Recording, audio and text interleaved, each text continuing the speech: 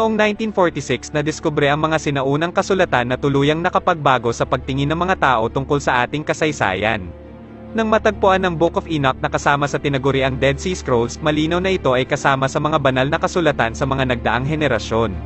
Ngunit bakit hindi ito isinama sa Biblia? Halika't kilalanin natin si Enoch, ang mga anghel na bumagsak sa lupa, ang mga higante at ang tunay na dahilan ng The Great Flood sa panahon ni Noah. Sila ba ay mga banal na nilalang? O di kaya na may mga bisita na nagmula sa ibang planeta? Ang Book of Enoch ay isang ancient Hebrew apocalyptic religious text na sinasabing isinulat mismo ni Enoch na siyang lolo ni Noah. Ang pinakamatandang kopya ng Book of Enoch na natagpuan ng mga tao ay isinulat noon pang 300 hanggang 100 taon bago pa ang panahon ni Hesukristo. Ngunit kung totoo ngang isinulat ito ni Enoch, ang orihinal na kopya nito ay isinulat daan-daang taon o libu-libong taon na ang nakakalipas bago pa man isilang si Jesus. Ang Book of Enoch ay hindi kasama sa biblical canon ng mga Jew at mga Kristiyano, ngunit ito ay kasama sa banal na kasulatan ng Beta Israel o mas kilala bilang Ethiopian Jew. Ang pinakakumpletong kopya ng Book of Enoch na nakita ng makabagong panahon ay nagmula sa Ethiopian manuscript na nakasulat sa wikang Ge'ez. Ito ay dinala ni James Bruce sa Europe mula sa Ethiopian Empire noong 1773 at isinalin sa wikang Ingles noong 19th century.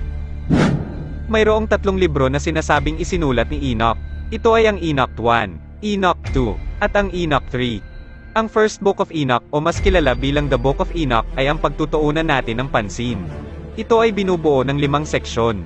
Ang The Book of the Watchers, The Book of Parables of Enoch, The Astronomical Book, ang The Book of Dream Visions at The Epistle of Enoch. Ang unang seksyon ng Book of Enoch ay naglalarawan sa pagbagsak ng mga Watchers o ang mga anghel na ama ng mga Nephilim. Ang seksyon na ito ay naglalahad rin ng paglalakbay ni Enoch sa kalangitan. Ang introduksyon ng Book of Enoch ay nagsasabi na si Enoch ay isa lamang tao. At ang mga mata nito ay binuksan ng Diyos upang makita ang vision ng Holy One sa kalangitan. Naglalahad rin ito na ang Diyos ay bumaba sa lupa, partikular na sa bundok ng Sinai kasama ang kanyang hukbo upang husgahan ang sangkatauhan. Ang isang bahagi ng Book of Enoch na talagang nakagigimbal ay nang ilarawan nito ang relasyon ng mga anghel o ng mga watchers sa mga tao. Ang 199 na fallen angels at ang leader nila na si Samyasa ay nanumpa na ituloy nila ang kanilang plano. Ang planong makipagtalik sa mga kababaihang mortal upang sila ay magdala ng kanilang mga anak. Ang naging bunga ng kanilang ginawa ay ang pagkakalika sa mga Nephilim ayon sa Book of Genesis o Anakim naman ayon sa Book of Enoch. At sila ay nabuntis, at nanganak ng mga higante, na ang tangkad ay 1,125 talampakan, na silang nanira sa mga ari-arian ng mga tao, at nang hindi na sila kayang suportahan ng mga tao, ang mga higante ay nagalit at kinain ang sangkatauhan. At sila ay nagsimulang magkasala sa mga ibon, mga hayop, mga reptilya, mga isda, at kinain ang laman ng bawat isa at ininom ang dugo. Ngunit hindi lamang ang pakikipagtalik sa mga kababaihan ang binanggit ng Book of Enoch patungkol sa mga watchers. Sapagkat inilahad rin dito na tinuruan nila ang mga tao patungkol sa iba't ibang karunungan, partikular na sa pamumuno ni Azazel.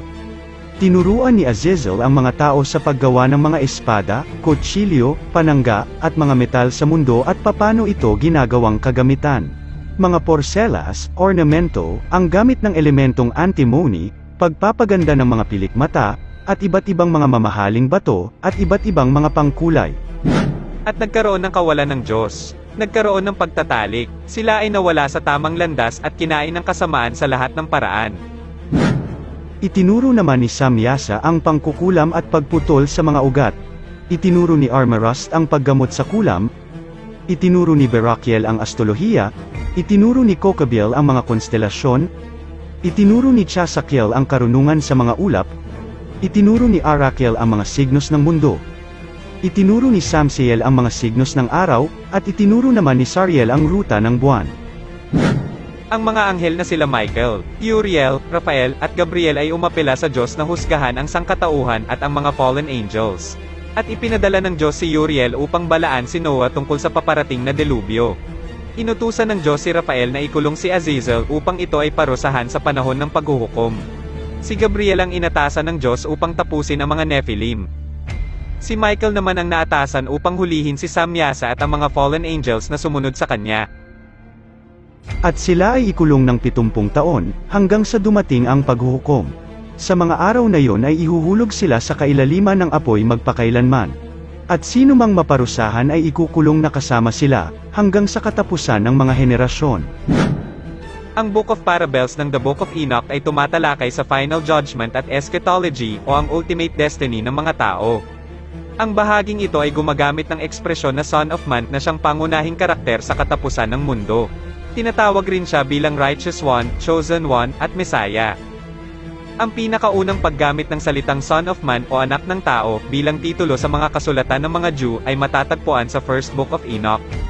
Ang paggamit sa salitang ito ay sinasabing mayroong malaking impluwensya sa pagkakaintindi at paggamit dito ng mga early Christians.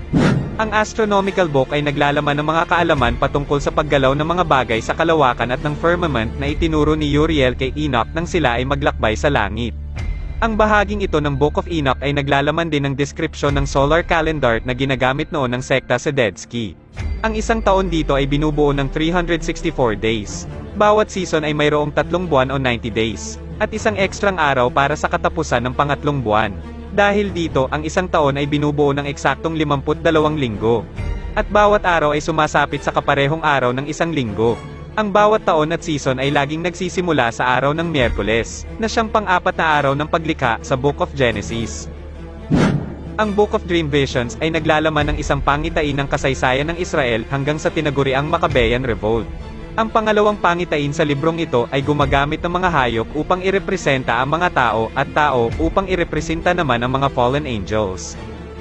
And those 70 shepherds were judged and found guilty, and they were cast into that fiery abyss. And I saw at that time how a like abyss was opened, in the midst of the earth, full of fire, and they brought those blinded sheep. Naglalaman ito ng paglalarawan sa kwento ni Noah at ng kanyang mga anak na sila Shem, Ham, at Japhet. Mga kwento ni Moses at Aaron. Ang paglikha sa Solomon's Temple, ang paghihiwalay ng Israel at Juda, at marami pang ibang mga pangyayari sa kanilang kasaysayan at Biblia. Ang Epistle of Enoch o ang Liham ni Enoch ay ang pinakahuling bahagi ng The Book of Enoch. Ito ay maaaring tignan bilang binubuo ng 5 subsections. Una, ang Apocalypse of Weeks na naglalarawan ng kasaysayan ng mundo gamit ang 10 mga yugto o tinatawag dito na weeks. Ang pinakamahalagang bahagi dito ay ang pang-7 sa 10 yugto kung saan sinasabi na ang isang bagong langit ay itatatag at magkakaroon ng mga yugtong walang numero magpakailanman na nababalot ng kabutihan. Pangalawa, ang exhortation. Ito ay naglalaman ng paghihikayat ni Enoch sa kanyang anak na si Methuselah na sumunod sa kabutihan. Pangatlo, ang epistle. Ang unang bahagi nito ay naglalarawan ng karunungan ng Diyos. Ang huling pabuya sa matuwid. Parusa sa mga masama, at ang magkahiwalay na landas ng kabutihan at kasamaan. Ang sumunod na bahagi naman nito ay nagsasabing mayroong 6 na oracle laban sa mga makasalanan. Ang saksi sa buong paglikha laban sa kanila at ang kasiguraduhan ng kapalaran matapos ang kamatayan. Pang-4, ang birth of Noah.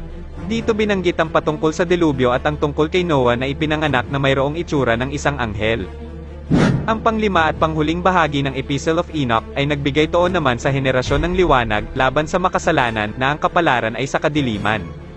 Ngayon ay alam na natin ang buod ng nilalaman ng The Book of Enoch mula sa The Book of the Watchers hanggang sa The Epistle of Enoch. Hindi natin makakaila ang importansya ng Book of Enoch at malaki ang naging impluwensya nito sa ating mga banal na kasulatan sa kasalukuyan. At paniguradong may iba't ibang interpretasyon ng mga tao tungkol sa nakasulat dito. Sa pangalawang bahagi ng bidyong ito ay aalamin natin kung ano ang dahilan kung bakit tinanggal ang librong ito sa Biblia at kung ano ang kaugnayan ng mga extraterrestrial sa mga nakasulat rito. At ang mga bagay na aking ipapaliwanag tungkol rito ay talagang nakagigimbal. Patikim pa lamang ang mga ito kaya't huwag mong kalimutan mag-subscribe sa ating YouTube channel upang updated ka sa mga susunod pang mga videos.